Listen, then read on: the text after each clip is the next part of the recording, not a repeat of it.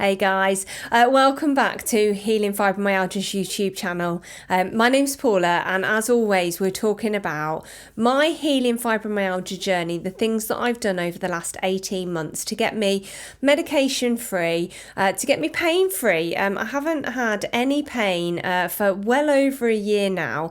I'm back to work, I'm back at the gym, I'm back out running, I'm literally living my best life, and I want to share all of the things that I've done along my journey. In the hope that you guys can also do these things and you can also see some improvements in your fibromyalgia, because it is a rough ride. Nobody deserves to have fibromyalgia, and anything that we can do in sharing tips and tricks to make you feel better is really important to me, and that's why I keep making these videos. So today I want to talk about medications. Medication is something that comes up all the time on my TikTok. People want to know what have I taken, what are other people taking, what are people being offered compared to what they're getting offered. So I think it's really important that we talk about the available medications for fibromyalgia. I also have touched upon it over the last few weeks, and it is what's actually advised for doctors to be giving us for fibromyalgia, because everybody's treatment seems to be different. No two people are being offered the same thing, and there needs to be some consistency. So I've got the NICE guidelines, which, if you don't know, NICE are the people that make the kind of treatment plan for all kinds of illnesses that can be given out to healthcare professionals, because we can't expect our GPs to know everything about everything to the nth degree. So they need some help and they need some guidance, and NICE are the people that do that. They put together these guidelines with information from science, from scientific studies, and then that's rolled out in England and Wales to the doctors and the healthcare professionals, and then these are the guidelines they use to advise in your treatment plan. So I want to go through what's actually on this NICE guidelines for fibromyalgia, because I wonder how far away your healthcare professional is away from what's actually being advised. So we'll talk about that. We'll talk about some of the experiences that I've had with medications and the things that I found along my journey as well, because as always, I want to talk about my personal experience. The things that have worked for me, I want to share. The things that haven't worked for me, I just want to let you guys know, because then ultimately it's up to you to make your decision about what is right for your body. So let's start with some of the medications that I've had experience of taking. When I was first diagnosed in 2017, I'd actually been given amitriptyline from the doctors already. I was diagnosed by a consultant rheumatologist, but I'd been seeing my GP on and off for about 2 years, and she'd put me on amitriptyline in the first place alongside cocodamol as a painkiller.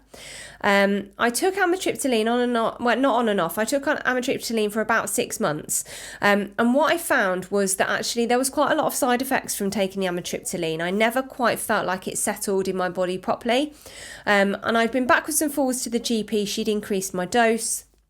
And after about 6 months, I just felt like I wasn't getting enough of a benefit for the side effects I was feeling. So I decided alongside the GP to come off of the amitriptyline, and with these kind of tablets, I didn't know an awful lot about them at the time, but the GP had advised not to just stop taking them, to gradually cut them down, and then to come off them that way, which was what I did. About 2 weeks after coming off them completely, I'd actually gone on holiday, and I was in Spain. It was warm, and we'd been out for breakfast, and all of a sudden I got really hot and really sweaty and really uncomfortable in my body. And then I started to have pins and needles, and I had pins and needles in my hands and pins and needles in my feet, and over about the course of maybe 45 minutes to an hour, I'd actually got pins and needles in my entire body. The pins and needles had moved through my entire body, and they were moving up. I'd got pins and needles in my head, and pins and needles in my face, and pins and needles in my mouth. And my husband rushed me to the hospital because I actually thought I was having a stroke. I didn't know what was going on in my body, and I was really, really overwhelmed. And he took me to the hospital in Spain, and they gave me like a muscle relaxant, something that was quite strong. I stayed in the hospital for about 3 hours, and when I got back to the GP in the UK, she said, It was probably just the amitriptyline coming out of your body. And I was like, what do you mean? Because nobody had advised me that there was these potential side effects. So I didn't take any kind of painkillers, any kind of medications that wasn't painkillers for quite a long time.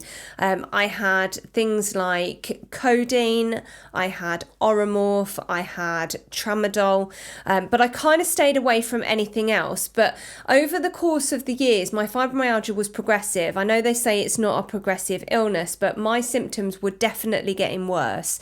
I was at the point where I could barely walk. I had a walking stick, I had a mobility scooter.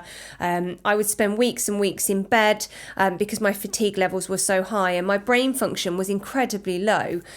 So I'd gone back to the GP and I'd kind of said, I can't manage this anymore. We need to have a look at some other medications. And she'd given me pregabalin. So I'd heard loads of people talking about pregabalin. There's loads of Facebook groups about fibromyalgia, and it was something that lots of people had talked about being on because they had fibromyalgia. So I didn't know an awful lot. She told me the basics about pregabalin. So off I went and I started taking the course of treatment that she had prescribed. I found over the first kind of 6 weeks that actually every time I took the pregabalin, it made me feel like I was drunk.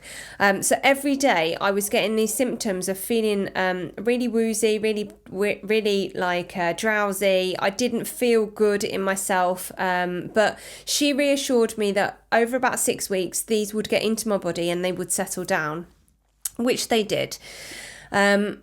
After a couple of months of taking it, and I did see some improvements in my symptoms, but again, I had lots of side effects, and I went back to the GP. She increased my dose and said that to get the kind of effects that I was hoping for, then I would need to increase my dose.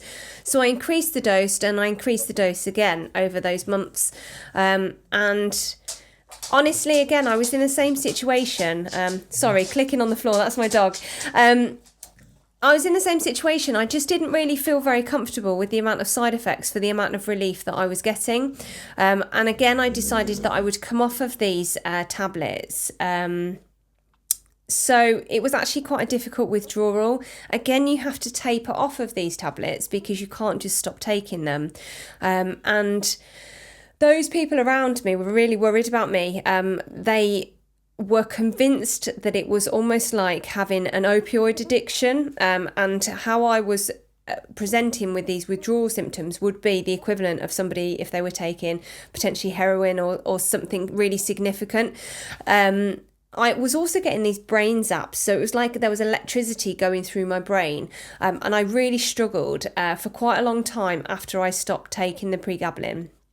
Again, I was like, I just don't want to take these medications. I'm going to try and go back to managing with just the painkillers, which I did again for probably maybe a year. And then my fibromyalgia was so bad that I went back and I said, I just can't manage this again. And that's when they gave me duloxetine. And I knew that duloxetine was an antidepressant. Out of all of the other medications, apart from the opioids, it actually had the least side effects for me, but I just wasn't happy to take it long term. And ultimately, even when I was taking it alongside huge amounts of painkillers, my symptoms were really, really, really bad, and I was really, really poorly. And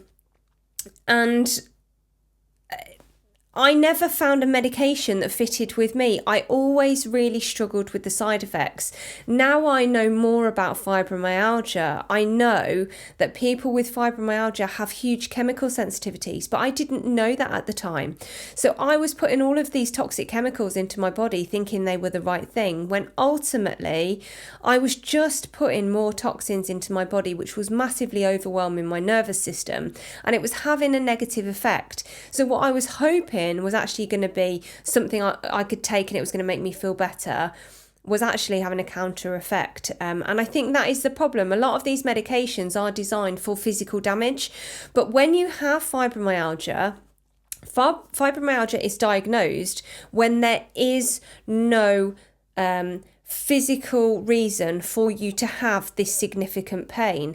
And when we have a look at the NICE guidelines in a minute, we're going to see that that's exactly how they also describe fibromyalgia.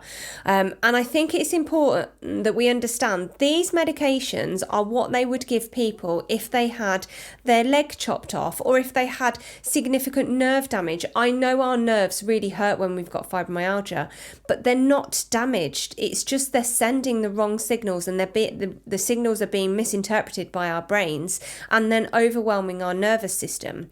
So let's have a look at these NICE guidelines. Let's see what they have to say about the things that we should be doing and that we shouldn't be doing, in the hope that we can see where they're at and some of the guidance that we should be getting. So if we have a look here, so here we've got the NICE guidelines. So NICE, National Institute for Health and Care Excellence. So this is for people with chronic pain, and it's chronic pain. We're going to go through the definition of what they are saying chronic pain is. So I'm just going to swizz down a little bit just to highlight. This is for healthcare professionals and for people with chronic primary pain. So they do have a look here. They say it includes chronic primary pain in which no underlying condition adequately accounts for the pain or its impact, and chronic secondary pain in which an underlying condition adequately accounts for the pain or its impact. So we're actually looking at the primary pain. Fibromyalgia has no underlying condition adequately accounting for the pain. So I'm going to go all the way down because actually they do talk about things that we can do that are not linked to medication. But let's have a look at this. So firstly, it's saying that for pharmacological management of chronic primary pain, so pharmaceuticals, medications, drugs, it says consider an antidepressant, either amitriptyline, citalopram, duloxetine, fluoxetine, paroxetine or sertraline. So they are saying that doctors should be considering an antidepressant for fibromyalgia. What it actually says here is do not initiate any of the following medications to manage chronic primary pain in people aged over 16 years. It says anti-epileptic drugs, including gabapentinoids. Now, gabapentinoids are gabapentin and pregabalin. It's saying no antipsychotic drugs, no benzodiazepines, no cortisoid trigger point injections, no ketamine, no local anesthetics, no trigger point injections, no anti-inflammatory drugs, no opioids, and no paracetamol. So I would be really interested to understand how are people's pains being managed if we're not supposed to have these painkillers, because it quite clearly says in the NICE guidelines, no opioids. So that rules out codeine, morphine, tramadol, all those kind of drugs. No paracetamol, no gabapentinoids, no gabapentin, no pregabalin. The only thing they are suggesting is that people should be taking a antidepressant drug. Now, that leads me to more and more questions, and I'm going to make more videos about this because I think it's really important that we keep talking about it. But it leads me to questions like, if antidepressants are something that is going to help fibromyalgia, we're then looking at why. So bringing down the overwhelm of our nervous system, if we are in a state where we're heightened or we're in a state where we're incredibly low, those two things are going to have an impact on our nervous system. So let's look at why are we being prescribed this kind of medication. I'm going to do a video as well. I'm going to talk about some of the non-pharmacological solutions that NICE look at. So the non-medications, the non-drugs, what are they suggesting we do that's not medication related? Get your questions about this in the comments, because I'm going to make some more videos about this. I'm going to keep talking about it, but I'm really interested to know, what is it that you guys are taking? What is it you want to know that you don't already know? So, like always, thank you so much for joining me on this video. Please keep liking, please keep subscribing, and please keep sharing, because the more you do that, the more content that I can make about this. And it's so important that we keep sharing this information. Thank you so much for joining me. I really appreciate it, and I can't wait to see you on the next video.